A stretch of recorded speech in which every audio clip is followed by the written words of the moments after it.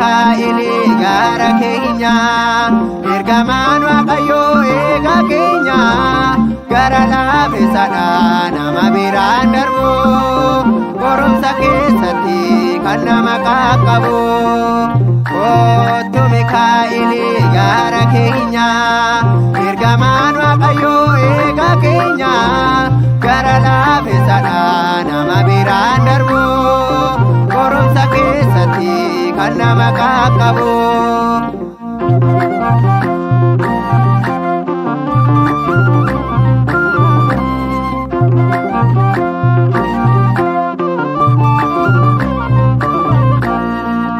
Xalayaa barreesse mootichi dhoksaatti baariyaaniif jijjiirtee du'a jireenyaatti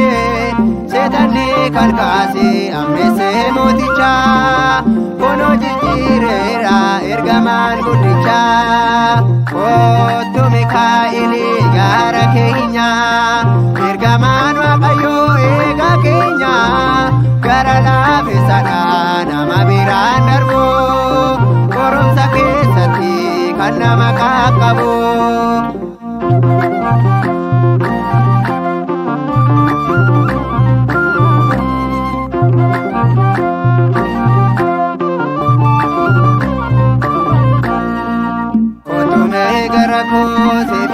Qabadhu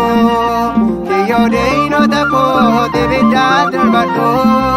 dinni naaf qopheesse kiyyoo bara bara maaloo na qaqqabe Mikaa'ela daraa kottu Mikaa'eli gaara keenya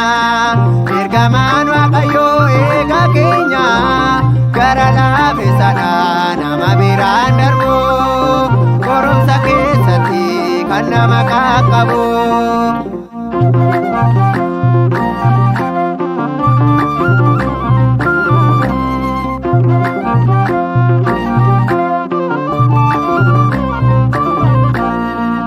Atoona eegdeta bahuuf galma kootti mana keettan fiigaa bara koo hundaatti waaqas naaf geessikaa kadhannaa kooti mootummaa waaqaati kaayyoon galma kooti kottu Mikaa'eli gaara keenya ergamaan Waaqayyoo eega keenya gara laafeessaadha nama biraan darbu qorumsa keessatti kan nama qaqqabu.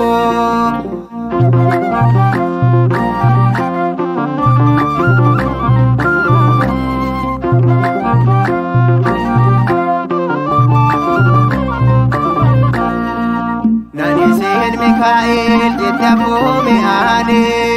innis gargaareera qabeera harka isaane nanis na gargaare na biraa na feeyne harka deena kootti ati naan seeyne kottu Mikaa'eli gaara keenya ergamaan Waaqayyoo eega keenya gara laafeessaadha nama biraan darbu qorumsa keessatti kan nama qaqqabu kottu Mikaa'eli gaara keenya ergamaan Waaqayyoo eega keenya